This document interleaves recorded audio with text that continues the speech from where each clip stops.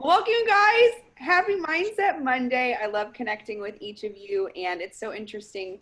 The little bits that we shared before we got started have such great alignment with what Heather felt called to share tonight, what I feel called to share. And at any point that we're talking, if you feel like, hey, I've got something that I want to interject, I've got a thought that just came to mind, maybe something I've had aha moments on, please feel free. Like raise your hand, like, hey, I got something I want to say, so you can, chime in on this with us. So Heather, why don't you take us through the, visualization of things and prayers and the energy towards that you had the moment with.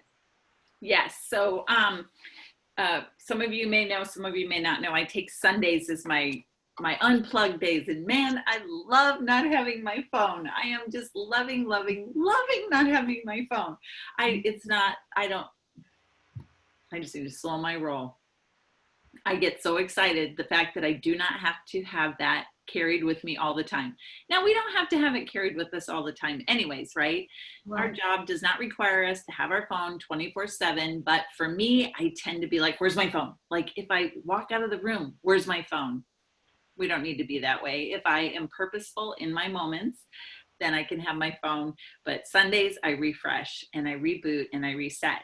Now, the coolest thing is that, and we have really, thanks to Madeline's prompting, I think about 4 months ago, the power of self-development. And she's just been great and encouraging us, have something that you're reading, listening to. I mean, we can listen to every podcast in the book. We can listen to every live by all of our leaders. We can be watching sideline, crossline, upline, downline, all of these YouTube videos and stuff, but it's not the same as cracking a book and growing our mind. And the one book she referred to me a while back is Get Out of Your Head by Jenny Allen. And then the amazing Sandra, she guided us all to draw the circle. So it's never so coincidental that there has been an underlying word that keeps coming to me over the last week, and that is meditate. And so I read my Draw the Circle a couple days ago, and that word kept coming to me. And then yesterday I worked on chapter 8 of Get Out of Your Head, which is so powerful. How many of us struggle with our mind, struggle with the things we think are insufficiencies and what we think other people are thinking? Well, they looked at me that way, so they must be thinking this. I've been struggling with, well, Heather, you've been on vacation for a week. You really haven't been in the sisterhood. You really haven't been plugging in. So you're probably kind of going to be missing the boat. But I get to rebuke that. I get to get out of my head and refresh. And the first place I went to prayer, and I went to this book, which took all that away. And then yesterday brought me to Draw the Circle. So the two of these things together brought me to the word meditate. So we each are going to have a different reaction when we think of the word meditation. And the actual definition of meditation is a practice where an individual uses a technique such as mindfulness, or focusing the mind on a particular object, thought, or activity to, this word is key, to train attention and awareness and achieve a mental clear and emotional calm and stable state. Wow. Amazing. When I used to think of meditation, I think of somebody sitting on the floor with their legs crossed and their fingers something like this and going, There's nothing wrong with that. But it didn't give me the deep definition of training the attention, having the awareness, achieving mental clarity. How many of us would love to have mental clarity? And emotional calm, hallelujah, and stable state. So let me share this with you really quick, and then we're going to get into visualization. So Jenny Allen in her book says that when we're in our mind and we're in any of the states other than that meditative state, it is all about us. We need to get out of our head and get into the new us and the visualization of that. That's why, how many times have we heard Pam Souter say, visualize who you want to be. Visualize the distributors, the team of who you want to have. To visualize that, meditate on that. And all the while you're doing it, be thankful that it's already happened. Even though it hasn't happened, if you are in the mental mindset of the fact that it's already happened, how does that feel different than, oh, I got to do my steps to success. I got to get these many customers. I got to get these many distributors. And what if I can't lead? What if I get 5 people that want to sign up as a distributor and I don't know how to lead them? And then what happens? You don't do anything because you're all stressed out. I've been there. I go there. So being in a mindset of when we humble ourselves before God, submitting fully to Him, regardless of how we feel about ourselves, to go and get that refreshment, to receive all that He's called me to be. I love the fact that Dorothy is doing the I ams, because, really quick little biblical thing here, we are created in the image of the great I am. Right. How many times do we say something after I am that is awful? That is not kind. That is not loving. And God's going, wait a minute. I created you in my image. Anything after those 2 words should be uplifting, beautiful, joyous, wonderful. So if we meditate and we take control of our mind and we visualize who God has created us to be. So that takes Dorothy every day, or as often as she chooses, she's listening to those things. She's inputting that in her brain. Some of us are doing audible books. Some of us are reading, and maybe some of us have gotten off track, right? We've gotten busy. We haven't read anything for a while. We've maybe been watching what everybody else is doing on Facebook, or maybe we've been zoning out on Netflix. That's okay. We can make a new choice and we get to move forward and stop and breathe and fill our mind with things that we want to achieve, that God has called us to achieve. So when I was creating this space yesterday and I was thinking of meditation, I stopped and I really visualized and meditated on that moment in the audience at conference where I was sitting, and I started to be like, well, I'm like in that second back section on the floor, and they called me up as one of the top 100, income earners. And then I was like, holy heck no, I was in the front row, and I just like changed it and created it. And what did it feel like? What did it sound like? And how did I feel? And it was almost like all of the sounds in the room disappeared. And I was so excited to walk up on stage. And I wasn't nervous. I wasn't shaking. I was like calm.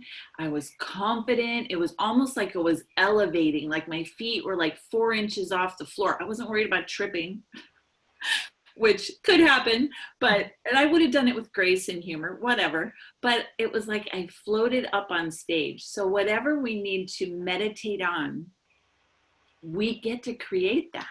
We get to, without apology. That's been another thing today. It's like, how many times do we feel guilty when we dream? Or how dare we have the thought that we could achieve certain things or help certain people with certain things? We need to flush that right down the toilet without apologizing. That's another book, Girls Stop Apologizing. That was an amazing book for me. So meditation, mindset, and let's see, I wrote a few things down, and then action, right? We could meditate all day long and then we get nothing done. We need to follow it with action. So those are a few things that were on my heart. I don't know if it resonates with you or if you can identify with some of those things, but meditation is something I do far too less, and I really want to start implementing that into practice so that I can have the mindset of the person that I know God designed me to be. And it's been a heavy road. I was reading Sandra's post earlier, and it was so vulnerable and it was so true. And she touched on the struggles and the brokenness of life, and where she's been and where she is now. And I just got this like vision through that of where she is going. Like that is all a part of her story, and it's raw and it's real. It's gold. Each of our stories is gold. Where we've been, where we are now, and where we want to go. And we get to do the journey together, but we're the only ones that can capture our minds, have the mindset, meditate on where we want to be, and be excited about it. It's going to be hard work, but when we have that mindset, we meditate on it, and then we put the action behind it, it's going to be absolutely incredible. Yeah. And I think something for me that I've had to remind myself of in this season is grace. Whereas, you know, when I can hear of the things that I know are a positive promotion to my life, my well-being, my spirit, I hear suggestions of things, or even I know that I've done something before that's been effective on nourishing me, and then I steer away from that, and then the reminder comes that needs to be happening again in my life. You know, sometimes we can creep into shame. Like we must wear the shame of not having or not doing. And for some reason we think that that will make us remember to do it better again. Almost like, where I'm going to punish you, brain, because then if I punish you about it, then you won't, you know, forget to not slack again. But that has never helped me in the long run.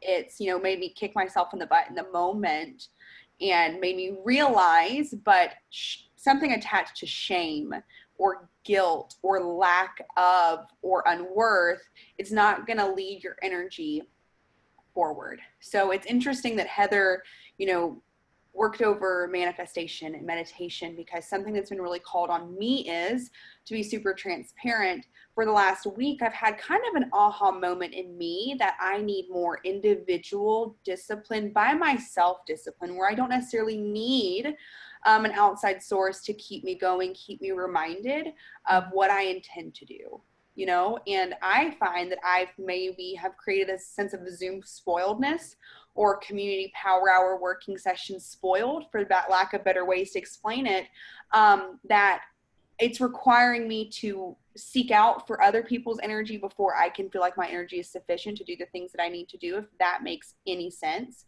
And then I'm attaching shame to myself over something if I'm not on a Zoom, or if I'm not productive because I wasn't on a Zoom meeting. So that was kind of something I was wrestling with over this week.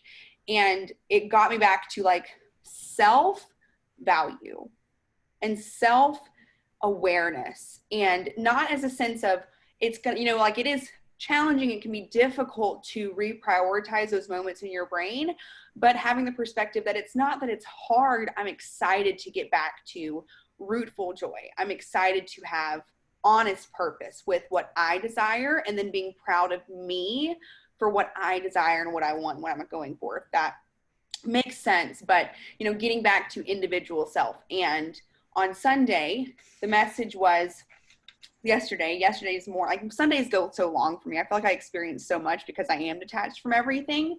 But it was Mark 1, 35 through 45, where Jesus gets alone when he goes to a quiet place to sit with himself. And they came to him and said, you know, what are you doing? Why are you sitting here and hiding? And he's like, I'm here to do what I need to do. And he went and traveled and performed the miracle on the man with leprosy in the Bible. But what's interesting is that even the preacher said, even Jesus needs time to sit and think and be quiet. And of course, you're going to take different verses from the Bible at different times, different stories, and they can all, you know, God has a way to speak to so many things through one segment. And I just love that about the word, like the living word. And he also says, like, let us do what we came to do. And I just thought that was a powerful statement in itself, that, you know, Jesus knew what mission he was on. He knew where his heart was wanting to serve, in the ways he wanted to serve for his Father, and not necessarily on what the disciples thought best or what the crowd thought best. And there wasn't any waver in that. He needed to get to that quiet space to be reminded of what he needed to do, why he needed to do it. And he went and performed the miracle on the man where people said you shouldn't touch him, but he knew his source and his purpose. Like, it didn't matter. It didn't matter. And when I was coming into leaving my word of God, my sermon, I went into some manifestation YouTubing because I realized, like, I need to get by myself. I need to get quiet. I need to listen to me. I need to be more in tune with my energy and how amazing that is. And that's not to be like prideful or to gloat, but to again realize that we're great individuals. We have amazing qualities within us. And the things that we desire are completely in our realm of options if we seek out to achieve them. So it's like getting quiet with myself to align my energies in my space and not feel guilt towards that, but also not feel like I have to explain why I'm getting personal with me, if that makes sense. Like, there's no shame to that whatsoever. And as well, the first video that I came to was making yourself valuable. And it was like, okay, let me dive into this one. And she was referencing to putting other people on pedestals as something we can gain from them, something we can show them about us, or we can attract from them to us, and putting all of these other perspectives, people, situations, or, you know, other things that you desire on such a higher pedestal than yourself. It's like when we, you know, engage in conversations with someone, a new friend, or we engage in conversations with a prospect, or we engage with conversations with a team member or someone who we want to seek out for, you know, whatever reason. Sometimes we can come at them with our energy and almost throw it. And I was explaining this to Heather earlier. The energy everything has energy. I mean, you can get all hoo-hoo, wah-wah you want to, but I mean, we learned in science, y'all, cups have energy. This clip has energy. You don't think that our God, who's so amazing, didn't put us with so much energy too? You know, we're created out of atoms, but we're some magnificent creature. Like a human body that does all of these amazing things, that has a mind, that has a spirit, has a conscience, you know? We're full of energy and we have discernment on things. Follow me. But when you just go at someone with the intentions of what you can gain from them, you just throw your energy at them, is what she was explaining. And momentum, when you throw something to it, it's like gonna, hold on. You can come in if you want to, but I'm speaking. You can sit quietly for just a moment. Okay? Okay? No, after this you can. Can you go? So when you throw your energy at people, they're feeling like they're taking it back. It's like a taking back thing. It's not necessarily an attraction at that point. You're kind of throwing it at something and throwing your energy and kind of seeing what sticks. And I'm be honest, I've felt like I do that. I kind of just throw my energy out there and kind of see how other people are meant to perceive it, versus knowing that my value is rooted, that my energy is pure, my intentions are true with whatever it is that I desire. You know, my intentions are true. I have a good heart. I have a good mind, you know, and expecting that goodness from others. I'm not throwing my energy. I'm presenting it. Does that make sense? You know, coming in with what you are expecting and that being the case. And then she also goes into saying, you know, she expects good from others. In any situation, she sees someone on the street, she expects goodness of them, she receives goodness. She is in a meeting with someone, she expects goodness. She's meeting someone for the first time, someone's engaging with her through YouTube, whatever, she expects goodness. So she's seeing goodness. And I just thought about it like when I was going through work today, working and sending out messages. It's that reminder and that purposeful thought of goodness in others. If someone even comes at me with any kind of slight negative manner, I can remind myself that that's not of me and they mean well. Who knows why that energy meant to be transmitted the way it did, but I still see good in them. And that doesn't make me leave the conversation with any distaste. It's just what happened, you know? And speaking with someone and expecting good things, when they respond back, it may change the way you're reading that conversation. You know, how are you reading into it? When someone says no thank you, are you like, oh, no thank you for thanking me? Like, is that, how are we feeling it out? And placing value back in herself, what I thought was really special is having and choosing your energy, and like, you know, Dorothy talked about the I ams, and Heather talked about visualizing it and knowing what you want and spending that time, especially in the mornings, with gratitude. Doing a gratitude ritual where you're so thankful for the things that you're seeing, you're thankful for the experiences you have, and you're expecting all of the things that you visualize and manifest, right? But then being like, I'm not apologetic about it. This is what I want. These are the actions I'm going to purposefully take and put into that for what I desire. And nothing and no one is going to give me permission on that.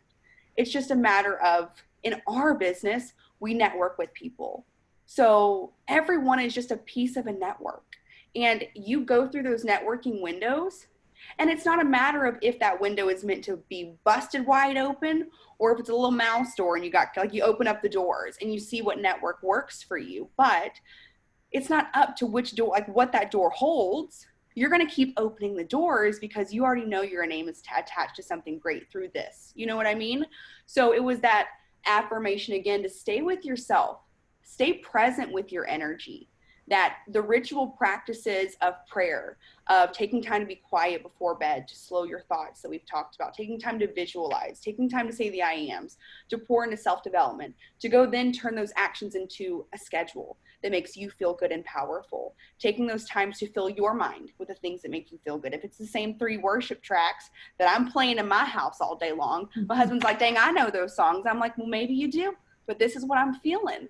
And it's not even about, like, you know, having that prideness, cockiness towards the energy. It's just, it's solitude. It's solitude, and it's unshaken. And Jesus Christ was unshaken. He knew that he was going to be misunderstood, but that wasn't his problem, you know? And something else that she mentioned that I thought was really great for me to hear is that when we come up through challenges, that they're just projects that we're meant to learn from, versus wondering, why me? You know, it's why did this happen and what can I learn from it? I was thinking today about setting up my printer. Unplug the printer, and it's connected through Wi-Fi because everything's connected through Wi-Fi. I unplug it, move it to a new room, plug it in, can't figure out how to connect to the Wi-Fi. I could have found so much frustration that eventually the papers will get printed. It's not a huge deal, but why did that happen? Why am I in the situation I'm in? Because I should have saved the brochure that told me how to set up the printer, you know? And it's that reminder to, how can I grow the next time something like this happens? I can thank the experience for giving me that. I can find gratitude in experiences for whatever they are. And, you know, some people's energy may say or seem, golly, they're just so like finding the bright side all the time. Or like, people used to ask me like, how are you doing? How are things going? I'd be like, I'm living the dream. It's my dream. And they're like, oh my God, I'm living the dream. But you know what? It's not necessarily up to us how other people necessarily choose to judge our energy or our positivity, our go-getness, whatever. We're doing it for us. We're doing it because we have something attached to our desires. We have something attached to our names that we seek out for, that we dream about, that we visualize quietly, what other people would call silly. But I know that there's something special to gratitude. There's something special to leading your day, looking for opportunities, thanking the day for the opportunities before they come as if they're happening now, that really relieves things. I know for me, I tend to get into a fleeting anxiety to where I could just get out of bed late and I feel like the rest of my day is fleeting. Does that make sense? And for me, I must take care of my mind. I must take that time to be quiet, even if it's 10 minutes, because I am aware that I think about so much. I experience a lot and I take it in. Some energy I own that wasn't meant to be given to me, it was just meant for me to see. But with that, you know, with that happens, it's also a gift that we've got a lot of energy to give, but a lot of energy for us to keep, right? For us to honor, for us to cherish. And I really don't mind if it seems silly. I would rather someone be able to have an engagement with me and me feel like I'm gifting them with a little bit more than they had. Mm. Or, I'm gifting that piece of knowledge. I'm gifting that perspective. I'm gifting that steadfast vision that is pure to me, regardless of. And I think that's something really special to consider as well. What are we consuming? As well, we're spending that time to wake up and have the ritual to thank the Lord, to thank our surroundings, to admire things, to expect things. But then when other things come into our path throughout the day, are we going, I can observe that versus take it, to continue to honor the vessel that we're in? Because we're at halfway through the year. And I'm just going to say this. I feel very called to say this. Sometimes I find, raise your hand if scrolling right now is toxic. Scrolling through Facebook right now is just toxic. And I don't even necessarily feel like people are bad. I am starting to feel bad for what they're experiencing, what they're feeling, where their heart's at, where their mind's at. We're sitting here having a glorious Monday mindset, and we're enjoying higher thinking and higher energy, but a lot of people are consuming themselves in negative, dark holes where they find themselves being aware, but they're really robbing their spirit right now. And if anything, I want to be able to give light versus look where I can take it from right now. We're all aware of what fuels us and makes us feel good. We should be. And if not, take the time to find those things so that we can give just a sliver of light around us right now. So when we're saying our gratitude in the morning, and something the lady talked about for a practice was a part of a meditation or a 10-minute quiet, is being aware of how much beautiful, loving, joyous energy you have in you that's there, appreciating it, and mentally or speaking out, giving it to your neighbor, giving some energy and light to your friend, your family, your team, your leadership, your community, the ones on your social, all 3,000 of them, whatever, giving that away, and then pulling it back and going, this energy's within me. It's special. Not giving it all away and then just closing it up and taking it all, keep it back to you. It's there and you feel it. And it's something about recognizing that you have a purpose. It allows you to lead and carry your day just a little different, So. Well, I like that. And I like how 3 things are coming to mind. Number 1, I like how you are really taking away the shame of whether you can be on a Zoom or whether you can't. Because what do we want? We want our team to know that they can build this whenever and wherever. And it was like a light bulb moment when you said that for me. I would not want anybody to see me constantly posting photos of us being on Zoom and thinking, she's posting this during the day. When the heck? I'm not going to be able to do this business. If I need to be on those Zooms, I'm not going to, I don't want any of that. I don't want anybody to feel shame. And I love that you did that. And then I love that you talked about Jesus, and he chose silence. He would go off in the busiest times and choose silence. And he would sleep never on the boat during the storm. He would never apologize about that, right? He would never make excuse for it or justify. He's about his Father's business. Mm-hmm. And God has called each of us to so much more than even this business. So if we meditate on those things, and I'm going to cover the science super, super quick because I didn't realize this. If we're about the Father's business, and granted, I know we're all at a different place, and it can apply to whatever, your business, your day, your goals, your family. Meditate on the most amazing marriage. Meditate on the fact that you're the most amazing mom, the most amazing grandma, the most amazing employee, the most amazing neighbor. Whatever it is, meditate on those things. And without apology. How many of us struggle with being still? How many of you struggle with quiet? Okay. Not no more. Not no more. Okay. True. So really quick in this, we were built physically for silence. And I thought immediately of a friend of mine, longtime friend in Tucson, and she has the hardest time with silence. God designed us this way for silence, and science confirms the design. Secondary, spiritual impact of time alone, and if you're a believer with God, according to field neurotheology, quiet meditation literally changes our brains. When we turn off constant distractions, you're the only one. You will start thinking of what your distractions are. If you want to write it down, put it on the fridge, remind yourself of those distractions.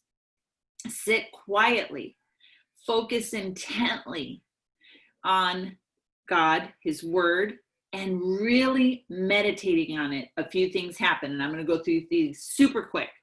Your brain physiologically alters. Scientists found that brains of people who spend untold hours in prayer and meditation are different. Number 2, your imaginations are rewired.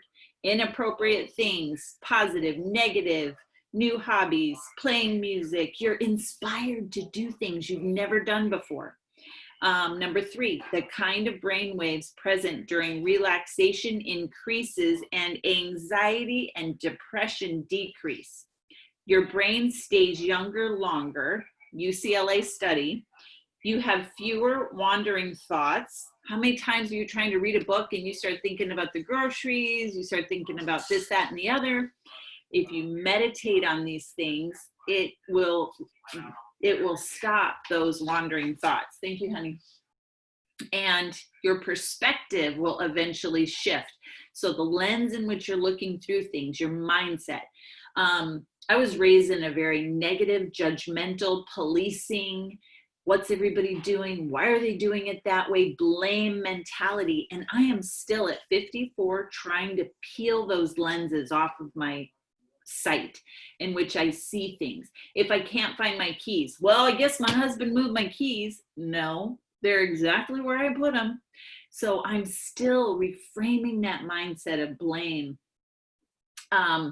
Let's see.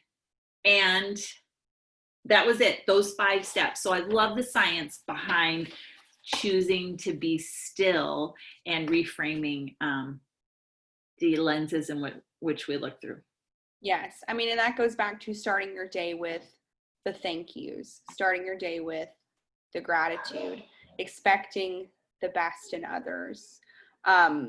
It's interesting. I was reading something. I can't remember exactly where it came from now. I think it was Take Control of Your Life. It's talking about judgment. And this is not always a bad way to say it, but follow me here. I found it true from what she was sharing that we assume that people are judging us because we judge others. We judge people that we think they have it all made, or they've got comfort, or maybe they're making bad choices, or, like judgment, I think is something that we can know a lot of us do. And when we judge others in whatever situation, it doesn't have to be bad judgment, just judgment, then we assume people judge us. And what's interesting that I found over the last just 3 or 4 days is what if I know we're going through and we're engaging on people's posts and we're engaging in with our sisters and the boost groups and things like that. But what if we posted on social media, but we didn't scroll? If we interacted, it was intentional. We went to just those friends who are new friends, connected on those new friends, go back, like intentional interacting. And then we messaged. We would not see the dark stuff that makes us question, that makes us distractions. The distractions, and then we're rooted on what we said thank you for this morning. We're rooted on what we had gratitude over. We're rooted on what we were expecting. So then we're performing those actions out of intention. We're performing our share piece, our moment to share our visualization, our moment to market something that we're enjoying without any predetermined blockages that I find for me, if I'm being honest. The more I scroll through, the more I judge myself on the content and the way that I want to share things, if that makes sense. Like in saying it without all the fluff, the more that I scroll, the more that I over criticize myself for what I'm posting, how I'm posting it, what I'm saying, what someone else thought of the way I messaged them. You know, if someone thinks that I'm like, all of the things come up from me viewing and looking to gain from others' energies. But if I can be honest and be like, business is business, my energy is valuable. I've got things that I'm doing. I've got intentions I'm seeking out. I've taken the time to really grow myself and really nourish me and wonder, how can I grow from this? If we just, and this may not affect you, you may be like heart of steel, you know, spine of gold, and you're just like, nothing gets me, nothing makes me slump my head down. I'm just all Gucci all the time. I'm not like that. Okay. You know, I'm just not. But if I can recognize what's triggering me, and a lot of the times that's seeing other things and expecting to get energy from other places, I'm just opening myself to whatever comes. And then that's allowing me, it's hindering me from what I told myself at 8 o'clock in the morning. You know what I mean? So if there are. So what? So what if somebody's judging us? So what if somebody's looking at us over the rim of their glasses? It ain't any of our business. But as well, that expecting of the goodness, like, well, you know what? They feel this type of way. I'm expecting they're going to gain a little light of this little light of mine. I'm going to let it shine. This little bit of extra light from me, that even if like they don't want anything of me, they can be reminded that there's more hope out there. There's more joy out there. There's more happiness out there, you know? So, you know, that's kind of where we felt led to lead things tonight. Is we were both kind of simmering on the meditation of things, getting grounded, like feeling solitude within yourself. You know, that in itself is priceless. It really is. If you have peace, you know what you're doing is bringing you joy. What really more else can you ask for than to be paid for it? You know, like what more can you ask for? So I know that I think Sandra I spoke with last week about just feeling like I'm ready to let the tiger out. And I don't know that it's even a tiger. I don't know what kind of animal it is, but I'm now, versus where I felt the beginning of the week was feeling like something aggressive's coming out of the cage. I feel like it's just something powerful. That's not necessarily a negative powerful or a disruptive powerful. It's just bigger and brighter, if that makes the best sense. Is at first it came from a place of aggression. I think that's because I hid it away for so long, and I put it down and put it away and clouded it by things of other people that I assumed were what I needed. And now having the clarity of sitting still and getting with me, it's like just letting out the goodness of me and not having to feel like even in defense at all. No defense. I'm not playing on the offense, like no defense. None. Because it's not worth truly the energy.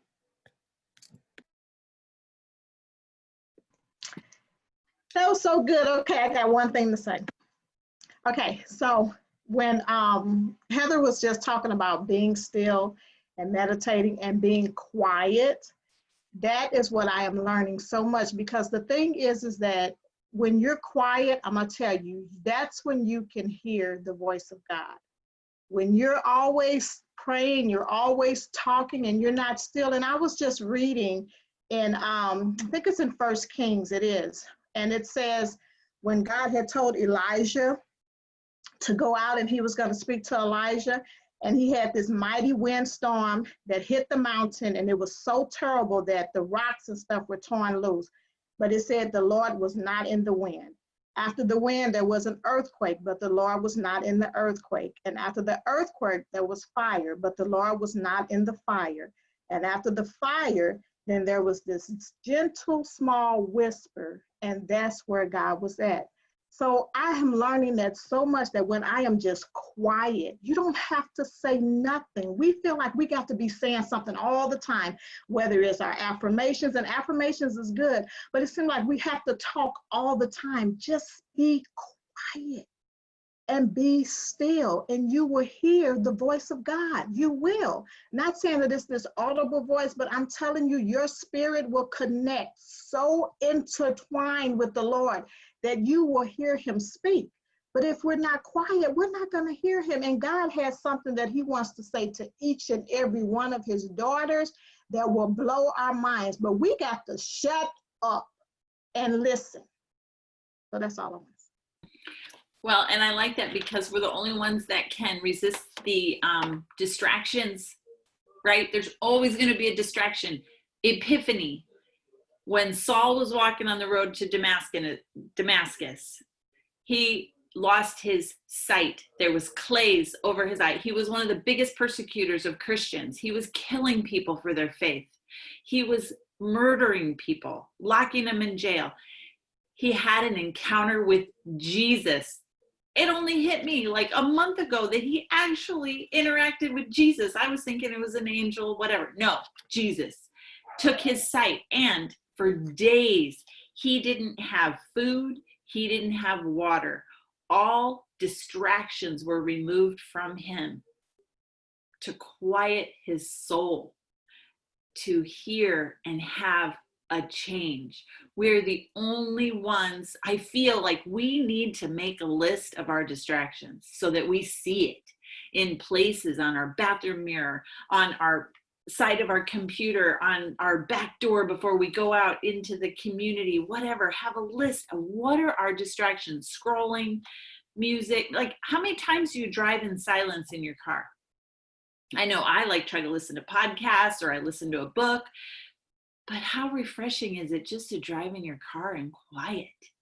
So just some thoughts there as well. Sandra, that was incredible. No, it's great thoughts. And y'all, there's so much to consume right now. There's so much to consume. And the real source of our consumption is our Father, you know, or if you have something else that you believe in, it's your higher source of energy, or it's your, like, there's so much to consume. And it's interesting that you say that, getting quiet, because where was I going? Something else that was mentioned over my Sunday was, you know, not allowing things to have control over what's inputted into you. Like almost like being at the whim of social media, being at the whim of the Pandora playlist, being at the whim of the radio station, being at the whim of the TV promptings, or that next video that just scrolls up on you. You know, you're at the whim of whatever's thrown at you, but the conscious choice is choosing what you consume. And being quiet is going to come straight from the goodness. You know, it'll allow us to evaluate. It allows us to get quiet and maybe really humble ourselves on certain things. Or if there's discernment that we all have discernment, whether we have chosen to put that voice a little quieter or we're hearing it a little louder, the discernment is there for people, for situations, for timing, for desires. The discernment's there. And when we're quiet, we can hear it. We can hear the opportunity and the promptings too, which is going to allow that intentional action to really be intentional when we're quiet enough to discern on the next proceedings, you know? So thank you guys for being here. And just, you know, just some simple little things. I know we've shared a good bit in just being open, honest, and vulnerable about things that we experience, but some steps you could take into this is going through and listening to The Secret. It's very, like, that has been around for such a long time, and it's so tried and true. Check out The Secret on Netflix. Go listen to it on Audible or, you know, YouTube. If you haven't seen it, get yourself a Rough Notes version, but talking about the power of what you ask for, you can receive. What you talk about, you receive. What you think about is true. You know, and it goes back to God's word. You receive not because you ask not, truthfully. You know, what are you following those I ams with? We're created in his image of greatness. As well, when you wake up in the morning, spend that time with you. Spend that time with God. Spend that time with your higher source of energy and love on it. Appreciate it. Look out the window next to your bed or look through the mirror in the bathroom and just admire. Just thank the day. And all the things that you're expecting, talk about them. Talk about the expectations of them. Spend that time in preparation. It's not always about, like, you know, for me, it's typically was getting up, grabbing the phone, getting the coffee, just getting on into it, getting on into the day. But now I desire that extra hour so I can truly unwind into my space, like appreciate it, love it, go outside, open the door, hear the birds chirping, appreciate the birds. You know, as silly as that may sound, it is nice to have the peace. So just little steps of gratitude on high, all kinds of levels. And what we give is what we receive. Like the motions law is like whatever, you know, you throw at something, it has to come back with an equal but opposite reaction. You give abundance, you gain abundance. You give gratitude, you receive more. You know, like you give and you receive. So starting with the gratitude, when you come to situations that may seem challenging, how can I gain from this? What am I supposed to learn? What is this here for? Expecting the goodness in other people, even if they may not agree with your viewpoints, even if you wonder what's going on, you know, maybe they're feeling dark right now. Maybe you can notice depression in somebody. You see frustrations over just schools and life events. The summer's coming. People are more laxy, more whatever it is. Just lead with love in others. See the love in others. God created them too. You know, see love in people. And like Heather was mentioning, visualizing. When you get those moments of still, visualize the things that you want. If you're not a visual person, think about how the way it makes you feel. How will it feel when you know, we can write down, I want to accomplish paying off all of my debt. Instead, think about how does it feel to have all of that done, that visualization of what kind of music are you listening to, what kind of clothes are you wearing, like taking the steps to really see it is believing it. So I love that Heather talked about that visualization.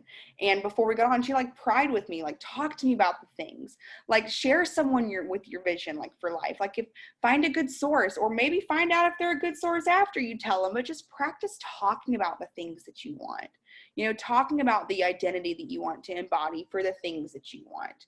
And as well, taking that time, like Sandra mentioned, how important it is to just be still and quiet. Just to be still. Maybe you've experienced a lot in one day. Maybe there's like this today, I had this going on, I had this meeting, I met up with this friend, I had to go to the grocery store and do this, and I did that. Like maybe take a time and just to evaluate everything that happened in your day. What was I supposed to learn from this day? Where was I supposed to grow from this day? You know, categorize those things versus letting everything just kind of consume you and hit you. Really take control of it. And then going to bed with peace so that you can wake up and do the thing again. And just to lead into one more thing, like Heather mentioned, unapologetically, there's no shame attached to self-care.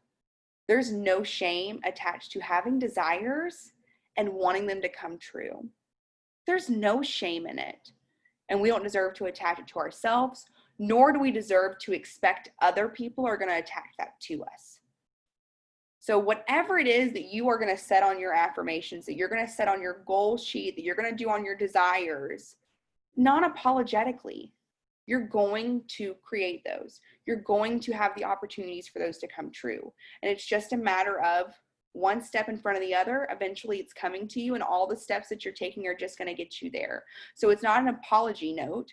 It's not a come at in defense. It's I'm taking these steps thoughtfully because this is what's going to bring me to what I desire.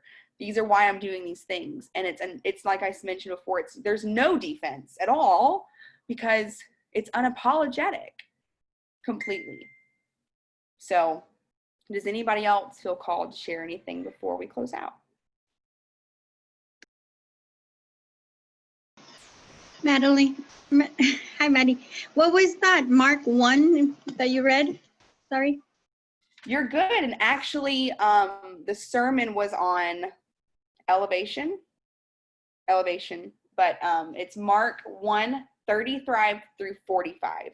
So it's the whole, so it's 2 paragraphs. It's like the ending of one story and the start of another. So where they wrote, it's where he was sat quiet, and then when he went into the town where the leper was. So in the things that we mentioned on there, the key places were he needed a place to get quiet. He went by himself in the garden. I believe it was the garden. I need to get my Bible and double check that. And then he told his disciples, we're going to do what we came to do, basically. Like, I'm here to do what I came to do, unapologetically. And then he went out and touched the man who was supposed to be like, nobody touches him, he's unclean. He touched him anyways, and he did what he wanted to do. He did what he came to do for his Father. So.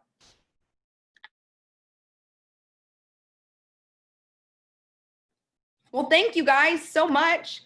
Pam's going to start in like a minute, so. Thank you, ladies. Thank you.